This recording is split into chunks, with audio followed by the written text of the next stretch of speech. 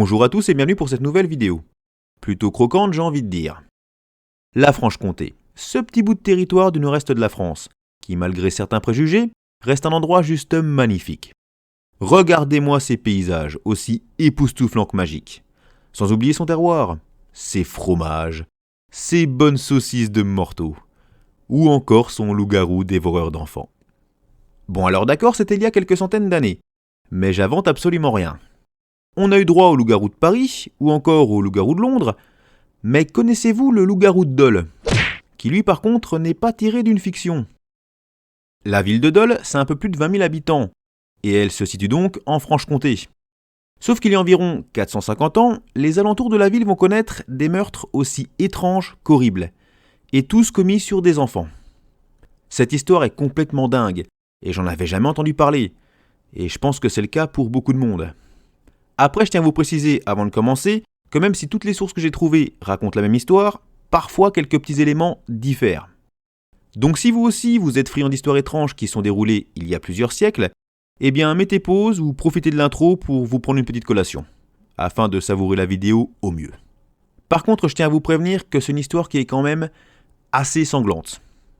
Allez, à tout de suite.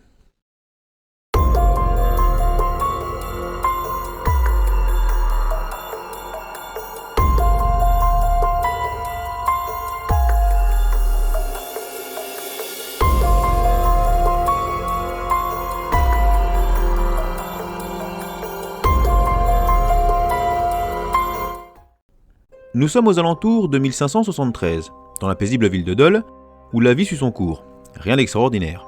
Jusqu'au jour où le corps d'une fillette d'une dizaine d'années est retrouvé à Châtenois. Il semblerait qu'une bête féroce l'a attaquée dans des vignes, avant de la traîner dans les bois et de s'acharner sur elle.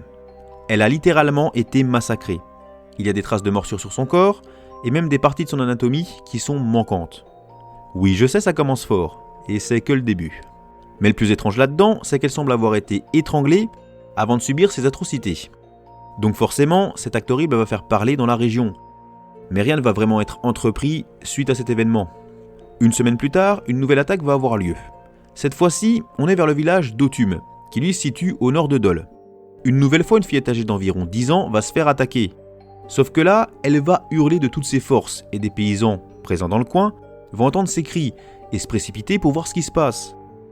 Et là, les versions diffèrent. Certains diront avoir vu une créature horrible, quant à d'autres, ils diront qu'ils ont vu un homme qui était penché sur sa victime, en train de la mordre et de carrément lui arracher des bouts de chair. Quoi qu'il en soit, le monstre à la vue des paysans prendra la fuite, en s'éclipsant dans un bois. Malheureusement, la petite grièvement blessée décédera de ses blessures quelques jours plus tard. Mais certains des paysans présents diront qu'ils pensent avoir reconnu un homme, qui vivrait en ermite dans les bois proches du village d'Amange, qui lui aussi est situé près de Dole. Suite à ces horreurs, la peur s'installe dans la région, et le parlement de Dole va autoriser les paysans à se trimballer avec des pics, des fourches ou toutes sortes d'armes, pour organiser des battues, afin de débusquer et de tuer ce loup-garou. Mais bon, a priori, les battues ne vont pas avoir grand effet, puisque quelques semaines plus tard, un nouveau corps est découvert, et cette fois-ci, il s'agit d'un petit garçon, toujours âgé d'une dizaine d'années. Le corps était retrouvé dans une vigne proche du village de Grédizan. Il semble avoir été égorgé et à moitié dévoré. L'une de ses jambes a carrément été arrachée. Quelques jours plus tard, cette fois-ci, c'est un garçon de 13 ans qui se repose près du village de Cromary, qui lui par contre se situe au nord de Besançon et donc à plus de 60 km de Dole. Il va être étranglé et traîné dans les bois, à l'abri des regards. Sauf que là, c'est loupé, car des personnes qui n'étaient pas loin ont entendu un gros vacarme, et lorsqu'ils sont rentrés dans les bois, d'où provenaient les bruits, ils virent un simple homme, dissimulé dans un fourré, se tenant au-dessus du corps de l'enfant, et s'apprêtant à commencer un petit dîner cannibale. Les villageois le mirent en fuite, avant que l'homme puisse saccager le corps du pauvre petit.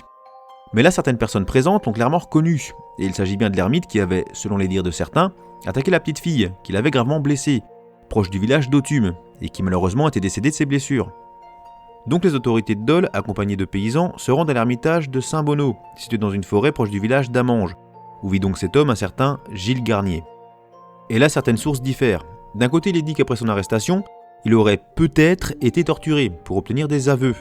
Et d'un autre côté, qu'il aurait carrément tout avoué spontanément, et avec beaucoup de détails. Donc quoi qu'il en soit, voilà ce qui serait ressorti de ces dires. Gilles Garnier était un Lyonnais qui aurait quitté Lyon pour commencer une nouvelle vie près de Dole.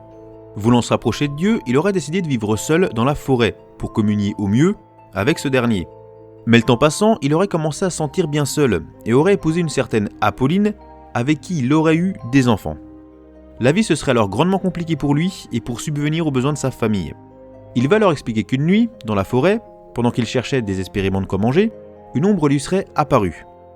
D'abord surpris et apeuré par l'ombre, cette dernière aurait en fait été amicale avec Gilles et lui aurait proposé une sorte de pommade capable de le changer, entre autres, en loup, en léopard ou encore en lion, et ça quand il le désirait. Tiraillé par la faim, Gilles accepta tout de suite l'aide de cette étrange entité, et comme vous vous en doutez, il a choisi le loup. Il avouera aux autorités tous ses crimes, en expliquant qu'il a pris des morceaux de certaines de ses victimes pour les apporter à sa femme Apolline, afin de nourrir sa famille.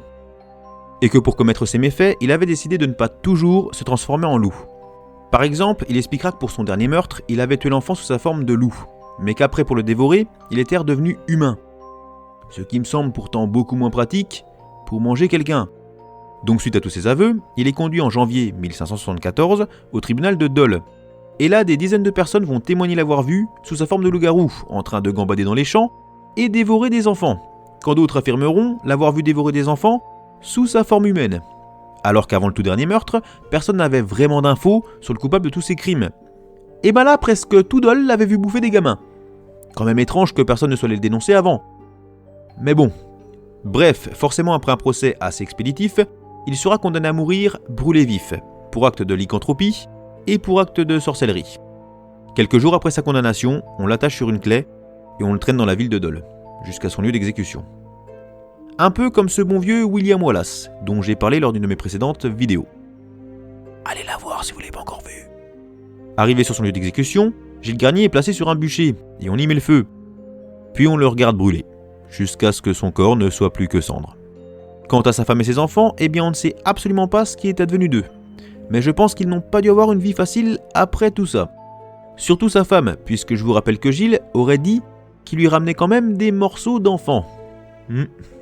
C'était l'histoire de Gilles Garnier, le loup-garou, ou plutôt le cannibale de Dole.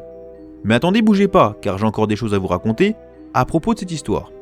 Mais juste avant, permets-moi de te rappeler à toi qui regarde cette vidéo, que si tu es abonné et que tu n'as pas activé la petite clochette, eh bien tu ne seras pas averti de la sortie de mes prochaines vidéos. Et ça tu sais, eh bien ça m'attriste beaucoup. Car tu risques de m'oublier et je m'en remettrai peut-être jamais. Alors si tu aimes mes vidéos, pense à activer cette petite clochette. Si tu ne l'as pas encore fait bien sûr. C'est totalement gratuit. Bref, revenons à nos moutons. Donc déjà, premier point, il y a un truc qui me dérange un peu dans cette histoire. Et sur toutes les sources que j'ai trouvées, j'en ai vu qu'une seule qui y fait allusion. Ce qui me gêne, c'est qu'on est vers la fin du XVIe siècle. Et on est un petit peu dans le retour de l'Inquisition. Et dans la chasse aux sorcières. Donc c'est quand même vachement pratique d'accuser un homme qui vit isolé avec sa famille dans une forêt. Je rappelle juste que le dernier crime, où des gens l'ont clairement reconnu, s'est déroulé à plus de 60 km de chez lui. Et je tiens à rappeler que Gilles vit reclus au fond d'un bois, et qu'il ne possède pas grand chose, et ne côtoie pas non plus grand monde. Donc je doute qu'il eut des chevaux pour faire le voyage. Puis faire 120 km aller-retour à pied pour aller bouffer un gamin, ça fait quand même une sacrée trotte. À moins qu'il ait pris le bus. Bon après il est dit qu'il a avoué ses crimes, mais ça a peut-être, et je dis bien peut-être, car ce n'est pas du tout avéré, été fait sous la torture. Et quand on torture quelqu'un, on peut lui faire dire ce qu'on veut. Un autre point dont je voudrais aussi vous faire part, c'est qu'il est dit lors de la deuxième attaque, à Authume, que des paysans l'ont vu au-dessus de la fillette, et qu'ils pensent avoir reconnu Gilles Garnier. Mais pourtant il y en a aussi qui ont vu une créature monstrueuse. Dommage qu'ils portaient pas tous leurs lunettes, ça aurait pu les aider à se mettre d'accord. Donc après forcément ça parle, l'histoire passe de village en village, le nom de Gilles Garnier est répété, et lors de la dernière attaque, lorsque des personnes surprennent l'assassin planqué dans un bois au-dessus de sa victime, eh bien ils en sont sûrs désormais c'était Gilles Garnier, alors que je le rappelle, encore une fois, on est à 60 bornes d'Amange. Et enfin pour finir, comme je le disais avant, lors de son procès des dizaines et des dizaines de personnes auraient dit l'avoir vu commettre ces actes ignobles. Bon après attention, je ne dis pas que Gilles Garnier était innocent, ça de toute façon on ne le saura jamais. Je veux juste poser le doigt sur le fait qu'il est possible, hélas, que Gilles Garnier ait pu servir de bouc émissaire. Et même si cette histoire a plus de 400 ans, espérons juste qu'un bel enfoiré, ou peut-être même plusieurs, n'aient pas terminé leur vie tranquillement au chaud, sans être punis, et en ayant en plus envoyé un innocent au bûcher. Surtout que sur l'une des sources, il écrit qu'après la mort de Gilles Garnier, certaines personnes auraient subi des attaques de loups. Mais bon après c'était peut-être dû aussi à une forme de psychose, suite à tous ces événements macabres. Vers la fin du XXe siècle, on a commencé du côté d'Amange à se réintéresser à cette histoire, car il existe bel et bien des documents qui relatent ces faits. Donc on a décidé en 1996 d'entreprendre des petites fouilles menées par l'archéologue Luc Jacotet, dans la forêt où était située la maison de Gilles Garnier. Et bien devinez quoi ? Ils ont mis la main dessus. Enfin plutôt sur ce qu'il en reste, c'est-à-dire les fondations. Il y a une page dédiée à ces fouilles, possédant quelques photos, que je vous mettrai en description. Il a été retrouvé dans l'habitation des morceaux de verre, ainsi que des morceaux de poterie, et aussi une monnaie, datant de l'époque où a vécu Gilles Garnier, ce qui confirmerait bien que ce sont les restes de sa bâtisse. Suite à cet événement, le village d'Amange a organisé chaque année, en avril, la fête du loup-garou, et un sentier a même été créé en l'honneur de cette histoire, qui est pour moi encore une fois beaucoup trop méconnue. Malheureusement, cette fête a été abandonnée quelques années après son lancement, entre autres par manque de bénévoles. Certains d'entre vous ont forcément fait le rapprochement avec l'histoire de la bête du Gévaudan, qui là pour le coup est ultra connue, et a même eu le droit à des adaptations cinématographiques. Il y a eu plusieurs théories, en passant par le loup-garou.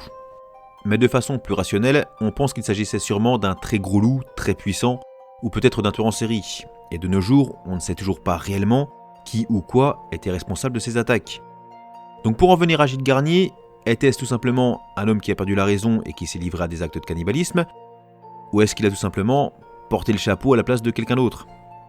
À moins peut-être qu'il n'ait dit que la vérité et qu'il se transformait vraiment en loup-garou. Franchement, j'ai adoré cette histoire, et j'habite pas très loin de la région où sont déroulés ces événements, donc peut-être que dans un futur, plus ou moins proche, je referai une vidéo en rapport avec tout ça. J'espère en tout cas que vous aurez apprécié la vidéo. Si c'est le cas, n'hésitez pas à vous abonner, à liker et à partager. Et moi sur ce, je vous dis à la prochaine. Allez, bisous.